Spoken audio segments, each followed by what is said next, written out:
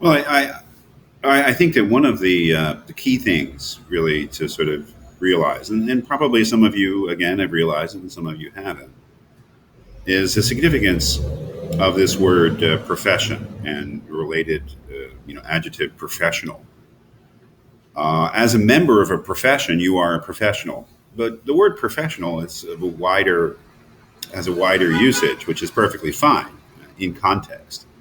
There are professional athletes, there are professional musicians, and all that means is that they're not amateurs. There's plenty of amateur athletes, and there's plenty of amateur musicians. And the difference between professionals and amateurs in this context is that one gets paid for it and one doesn't.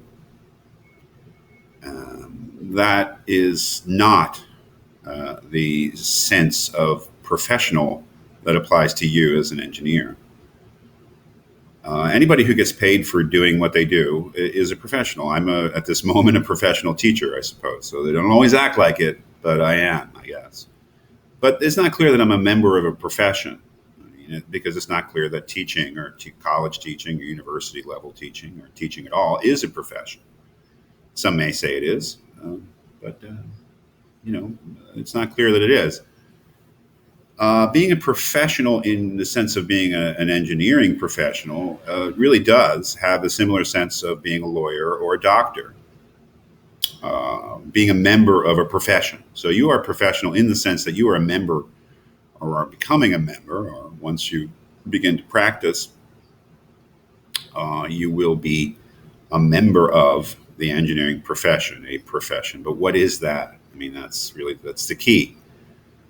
The first couple weeks readings really deal with this issue, I think, in a comprehensive way, because they raise all the questions for and against the notion of a profession. But what is a profession? What does it mean for something to be a profession? First of all, there's probably not a really good sort of abstract definition that would really be suitable. And I think one of the reasons is that the idea of a profession is an historically produced category and not an abstract one to begin with. That is, if we look to what it means to be a member of a profession or what a profession is, we can't help but actually look to what are the kinds of things that were recognized in really European and American history. I really think it's a Western concept, and some of you don't come from Western cultures, and that's fine too. But it definitely, I think, and this is not to say that it's better or worse or that it has any reflection on anyone's culture, but I think it is a Western concept because really with certain types of activities, certain jobs or vocations that were recognized in the West, in Europe basically, as having a different status, of being of a different nature than other jobs. Again, medicine, law, the military, the clergy. What is there a certain logic to this? Was it random that these are professions? Well, what does it mean to be a professional? Well, there's another word here, a verb. So we've got a noun, profession. We've got an adjective, professional. And we've got a verb, which is to profess. Exactly what that means in connection with being professional,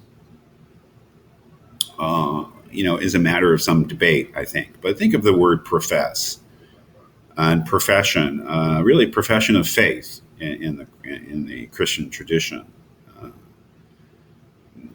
To vow in a certain way, to take vows, to avow, to promise, to accept a certain authority, but also to accept certain responsibility. And I think this is the key. If we think about the kind of things that doctors, lawyers, military professionals, clergy people do, they're of wide difference, of course. But I think the logic is, and the thing that gives the notion of profession its coherence, is that all of those things deal with things in people's lives, in human beings' lives, which are of utmost importance, crucial things. Think about it. A doctor has great influence over your body, your life, and your health. A lawyer has a great influence in, should you need one, over your freedom or your life, or in many cases your property, which is kind of important to people. If we think of a clergy person, any religion, but certainly the Christian religion was the one that was most influential in forming this notion. If you are a believing member of a religion, a clergy person, a priest or a minister, has some influence over your eternal soul. A military person has great influence over the whole security of a country, maybe the very existence of a country. So one of the things that ties together the kind of jobs that have been traditionally recognized as professions is the centrality and the importance of the kind of things they deal with: life, health, freedom, property, salvation. Okay. Now, that's very important. That is not to say that other jobs don't deal with things of great importance, even of the same level of importance. That's another question that we will discuss, but it is something that does tie together what are traditionally regarded as the professions. And this is a central claim of engineering to be a profession, is that it deals with something of the same level of importance as these other things. And that has to do, of course, with technology. The notion is that the kind of things that engineers and all the varied fields that they work in and all the disparate things that they do, and there are different sorts of engineers. I don't know a lot about engineering, but I know enough about engineering to know that not all engineers do the same thing. But the idea is that their understanding of and their influence on technology gives them, engineers, a similar level of importance in their impact on people's lives. Your doctor can save you, or your doctor can kill you. Your lawyer can keep you out of jail or send you there, depending on their performance. Again, if you are a believer in a certain religion, your clergy person can save your soul or send it to damnation. Your engineer can save you, or they can kill you, depending upon their competence and their ethics. So this is incredibly important to realize. That is, whether or not it's true, that's up to you to decide, right? I'm going to give you a bunch of stuff to read and hopefully suggest a bunch of questions for you to think about, but ultimately it's for you to decide what engineering is, right? Whether it's a profession, whether it can be usefully compared to these other things like medicine and law, or whether it's not. I mean, it's a good question, because as we'll see, there's all sorts of obstacles in the way because of the special nature of engineering. In many ways, it's very, very, very different from the traditional professions and what it does.